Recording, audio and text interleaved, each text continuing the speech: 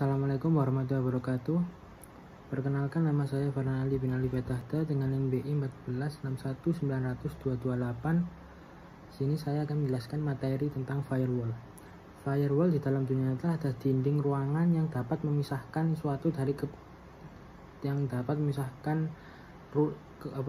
kebakaran dari ruangan, sehingga kebakaran tidak menjalar ke ruangan lainnya. Di dalam dunia internet, firewall seperti parit yang disekelilingi benteng, yakni mempertahankan terhadap serangan luar. Gunanya untuk membatasi gerak orang yang masuk ke jaringan internal, membatasi gerak orang luar yang keluar ke jaringan internal, dan juga mencegah penyerangan yang mendekati pertahanan yang berlapis. Jadi yang keluar masuk firewall harus di-acceptable. Firewall merupakan kombinasi dari router, server, dan software pelengkap yang tepat, jarang yang berupa box, dan kalaupun dalam box harus dikonfigurasi dengan benar. Apa yang bisa dilakukan firewall? Firewall adalah choke point, yakni pusat checkpoint, lebih memusatkan keluar masuk pada satu titik ketimbang harus melakukan pemantaian di semua tempat. Firewall bisa menggantikan security police, misalnya jaringan sampai ada orang luar yang bisa mengakses directory service dari yang berbasis arsip di awal. Firewall bisa mencatat aktivitas internet dengan efektif, termasuk gagal melakukan hacking. Selanjutnya, firewall bisa mengatasi orang yang mengintip jaringan internal, dan kalaupun terhack, maka yang kena hack cuma bagian tertentu saja, tidak semuanya. Lalu kita lanjut, apa yang tidak bisa dilakukan oleh firewall. Firewall tidak bisa melindungi dari serangan orang dalam. Firewall tidak bisa melindungi serangan yang tidak melalui firewall tersebut. Firewall tidak bisa melindungi jaringan internal terhadap serangan-serangan mode baru. Firewall tidak bisa melindungi jaringan terhadap virus. Lalu selanjutnya, beberapa definisi pada firewall. Firewall komponen yang membatasi akses antara jaringan internal dan internet atau jaringan-jaringan. Packaging filter. Router yang dipergunakan untuk packaging filtering disebut screening router, yang bisa dijadikan informasi dari TCP atau IP adalah IP address lokal, IP address tujuan, dan protokol UDP, TCP atau ICMP. Bisa juga TCP UDP port asal, TCP UDP port tujuan, dan jenis-jenis pesan ICMP. Selain itu, router juga bisa membantu pada sisi mana paket yang itu akan keluar telah masuk. Contoh operasi screening router: blok semua akses dari luar dalam kecuali SMPT agar bisa terima email. Blok semua akses dan ke situs terpercaya, mengizinkan email dan FTP tetapi tidak mengizinkan login, RHS, dan sebagai berikutnya. Bedanya screening dengan router biasa. Screening router selain menentukan kemana sebuah paket dikirim, juga menentukan apakah paket tersebut boleh dikirim atau ditolak. Proxy service. Proxy bisa ditempatkan di dual home host atau dalam busting host dalam firewall. Proxy adalah aplikasi level gateway. Proxy server membuat ilusi terhadap klien dalam internet bahwa sang klien sedang berhubungan langsung dengan server-server di internet. Sedangkan pada saat di internet, seolah-olah berhubungan dengan user yang sedang bekerja di komputer proxy server. Arsitektur firewall. Dual home host arsitektur. Meskipun dual host bisa menjadi router, namun menjadi firewall lalu lintas IP dalam bentuk arsitektur benar-benar diblok. Jadi kalau paket yang mau masuk harus melalui proxy. Jadi pada intinya, jika ada sebuah paket yang akan masuk, itu harus masuk melalui proxy. Screened host arsitektur menggunakan bastion host yang diletakkan dalam internet, dan seluruh komunitas keluar masuk harus melalui proxy pada bastion. Kemudian melalui screening router. Screening subnet arsitektur. Apa alasannya Bastion host sering menjadi target serangan? Jadi idenya adalah kalau Bastion host berhasil dibobol, jangan sampai penyerang masuk ke dalam jaringan internal. Oleh karena itu, Bastion host diletakkan di perimeter walk atau DMZ. Untuk membobol jaringan, hacker harus menyerang eksterior dan interior router. Ada juga yang memiliki perimeter berlapis, di mana syaratnya agar efektif dan adalah sistem pertahanan tiap lapis harus berbeda-beda. Perimeter network. Kalau ada orang yang berhasil menembus ke eksterior router dan Bastion, maka sang penyerang hanya bisa melihat paket yang berkeliaran di perimeter network saja. Jadi lalu lintas komunikasi pada jaringan internal yang relatif sensitif tidak dapat dilihat penyerang dari perimeter network. Bastion host bertindak sebagai titik masuk koneksi dari luar, termasuk SMTP, FTP, dan DNS. Sedangkan untuk melakukan koneksi dari klien ke server internet dapat dilakukan dengan dua cara. Mengizinkan router agar klien bisa berhubungan dengan server internet secara langsung menggunakan proxy server Bastion. Lalu di sini lanjut ke exterior router atau access router. Pada praktek mengizinkan banyak paket di luar dan hanya sedikit memfilter paket masuk. Namun biasanya screening network internal settingnya sama antara internal dan eksternal interior.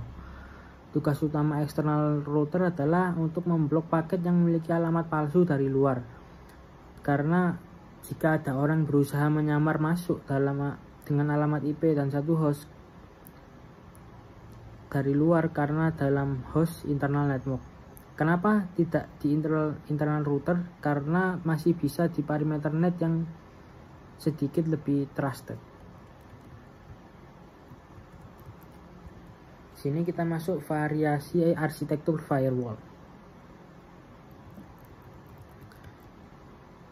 Alasan pengguna menggunakan itu adalah kinerjanya, residensi dan backup, jenis server yang berbeda. Bisa juga Bastion yang berbeda menangani ingoing atau outgoing paket.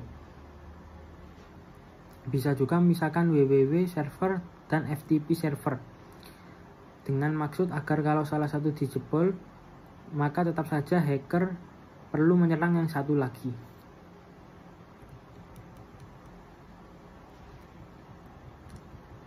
Lalu kita masuk pada bagian menggabungkan Bastion router dengan Bastion dengan interior router. External router dan Bastion melakukan tugas yang berbeda dan interior router bertugas membackup mereka. Dalam kasus ini kita memiliki arsitektur screened host firewall. Jika Bastion bobol hacker, maka internet akan juga dibobol. Jangan menggunakan multiple interior router. Masalahnya jika router bisa menduga bahwa cara tercepat mengirim antara host melalui perimeter network bukan melalui internal network seperti seharusnya, ini bisa jadi settingannya yang ada yang salah. Sulit menjaga konfigurasi yang banyak router internal. Lalu selanjutnya menggunakan multiple exterior router. Penggunaan beberapa router eksterior disebabkan karena menggunakan beberapa internet gateway atau service provider untuk redundancy. Ada koneksi internet, misalnya masuk ke supplier. Tapi kalau orang berhasil membobol ke exterior router yang terhubung ke internet, maka orang itu akan melihat komunikasi antara kita dengan supplier. Oleh karena itu bisa pakai multiple perimeter network. Sekian untuk materi firewallnya. Nanti saya akan lanjutkan tentang materi is auditing process. Ya, di sini saya akan melanjutkan tentang materi selanjutnya, yaitu is auditing process. Is auditing process merupakan suatu sistem komputerisasi sudah diterapkan dan menerapkan sistem pengendalian internal yang sudah sepadan seluruh aktivitas dilindungi dengan baik dan atau disalahgunakan dan juga terjamin integritas data, keandalan dan juga aktivitas efisiensi penyelenggaraan informasi sistem komputer. Audit sistem informasi merupakan gabungan dari berbagai macam ilmu antara lain transaksi audit, manajemen sistem informasi, dan sistem informasi, akuntansi, ilmu komputer, dan behavioral science. Menurut Ron Robert, audit sistem informasi adalah ilmu komputer pengumpulan dan penilaian bukti-bukti untuk menentukan apakah suatu komputer dapat mengamankan aset, memelihara integritas data, dan dapat mendorong mencapai tujuan organisasi secara efektif menggunakan sumber daya secara efisien. Beberapa aspek diperiksa pada audit sistem informasi seperti efektivitas, efisiensi, availability, sistem, reliability, confidentiality, dan integrity, aspek security, audit atau proses, modifikasi program, audit atas sumber data, dan data live. Lalu faktor-faktor yang mendorong pentingnya kontrol dan audit sistem informasi adalah mendeteksi agar komputer tidak dikelola secara kurang terarah. Lalu selanjutnya mendeteksi resiko kehilangan data, mendeteksi resiko pengambilan keputusan yang salah akibat hasil proses sistem komputerisasi salah atau lambat atau tidak lengkap. Selanjutnya menjaga aset perusahaan karena nilai hardware, software, dan personil lazimnya tinggi. Mendeteksi resiko errornya komputer, mendeteksi resikonya penyalahgunaan komputer, menjaga kerahasiaan, dan meningkatkan pengendalian evolusi penggunaan komputer. Tujuan audit sistem informasi sendiri menurut Ron Robert secara garis besar yaitu pengamat aset informasi atau suatu perusahaan seperti perangkat keras, hardware, perangkat lunak, software, sumber daya manusia, file data harus dijaga oleh suatu sistem pengendali internal yang baik agar tidak terjadi penyalahgunaan aset perusahaan. Dengan demikian, sistem pengaman aset merupakan suatu hal yang sangat penting yang harus dipenuhi oleh perusahaan. Menjaga integritas data. Di sini menjaga integritas data adalah salah satu konsep dasar sistem informasi. Data memiliki atribut-atribut seperti kelengkapan, kebenaran, keakuratan. Jika integritas data tidak dapat dipelihara, maka suatu perusahaan tidak akan lagi memiliki hasil atau laporan benar, bahkan perusahaan dapat mengalami kerugian. Efektivitas sistem informasi memiliki peranan sangat penting dalam proses pengambilan keputusan. Suatu sistem informasi dapat dikatakan efektif bila informasi tersebut telah sesuai dengan kebutuhan user. Efisiensi sistem. Efisiensi menjadi hal yang sangat penting ketika suatu komputer tidak lagi kapasitas yang memadai atau harus mengevaluasi efisiensi sistem yang memadai, atau harus menambah sumber daya karena suatu sistem dapat dikatakan efisien jika sistem informasi dapat memenuhi kebutuhan user dengan sumber daya informasi yang minimal. Tujuan audit sistem dapat dikelompokkan ke dalam dua aspek utama ketata kelolaan IT, yaitu conformance atau kesesuaian. Pada kelompok ini, audit sistem informasi difokuskan untuk memperoleh kesimpulan atau aspek kesesuaian, yaitu confidentiality, integrity, availability, dan compliance atau kepatuhan. Lalu performance. Pada kelompok itu tujuan performance sistem informasi difokuskan untuk memperoleh kesimpulan atas aspek kinerja, yaitu efektivitas, efisiensi, dan reliability. Adapun tujuan lainnya yaitu untuk memeriksa kecakupan dari pengendalian lingkungan, keamanan fisik, keamanan logikal, serta keamanan seperti sistem informasi yang dirancang untuk melindungi perangkat keras, piranti lunak, dan data terhadap akses yang tidak sah, kecelakaan, perubahan yang tidak dikehendaki. Untuk memastikan bahwa sistem informasi yang dihasilkan benar-benar sesuai dengan kebutuhan sehingga bisa membantu organisasi mencapai tujuan yang strategis. Lalu dalam melaksanakan audit sistem informasi, seorang auditor harus memastikan tujuan-tujuan berikut yang harus dipenuhi. 1. Pelengkapan perlengkapan keamanan melindungi perlengkapan komputer, program, komunikasi, dan data dari akses yang tidak sah, modifikasi, atau penghancuran. 2. Pengembangan dan perolehan program pelaksanaan sesuai dengan otoritas khusus dan umum dari pihak manajemen. Modifikasi program dilaksanakan dengan otoritas dan persetujuan pihak manajemen. 4. Pemrosesan transaksi file, laporan, atau catatan komputer lainnya yang telah akurat dan lengkap. 5. Data sumber yang tidak akurat atau tidak memiliki otoritas yang tepat diidentifikasi dan ditangani sesuai kebijakan manajerial yang telah ditetapkan. 6. File data komputer yang telah akurat, lengkap, dan dijaga kerahasiaannya.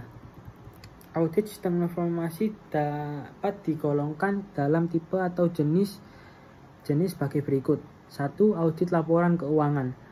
Ini dilakukan untuk mengetahui tingkat kewajaran laporan keuangan yang telah disajikan. 2. Audit operasional. Audit operasional ini terhadap aplikasi komputer juga dibagi menjadi beberapa jenis. Lebih lengkapnya dibagi menjadi 3 jenis, yaitu pertama, post implementasi audit, kedua, concurrence atau audit secara bersamaan, yang ketiga, concurrence audit atau audit secara bersama-sama. Ada 3 pendekatan dalam auditing. 1. Auditing non komputer. 2. Auditing through komputer. 3. Auditing with komputer. Dalam mengaudit sistem komputerisasi yang ada, audit ini dilakukan mengevaluasi pengendalian umum dari sistem-sistem komputerisasi yang diimplementasikan pada perusahaan tersebut secara keseluruhan. Saat melakukan pengujian digunakan bukti yang menarik kesimpulan dan memberikan rekomendasi kepada manajemen tentang hal-hal yang berhubungan tentang efektivitas, efisiensi, dan ekonomi sistemnya. Standar yang digunakan mengaudit sistem informasi adalah standar yang diterbitkan oleh ISACA atau ISACA is Auditing Standard. Selain itu, ISACA juga menentukan is Auditing Guidelines dan is Auditing Procedure. Sekian dari saya, kurang lebihnya mohon maaf. Untuk menjelaskan materi firewall dan is auditing proses dengan nomor urut absen saya 24 dan menjelaskan materi tersebut, auditing proses dan firewall. Sekian dari saya, mohon maaf bila ada salah kata. Wassalamualaikum warahmatullahi wabarakatuh.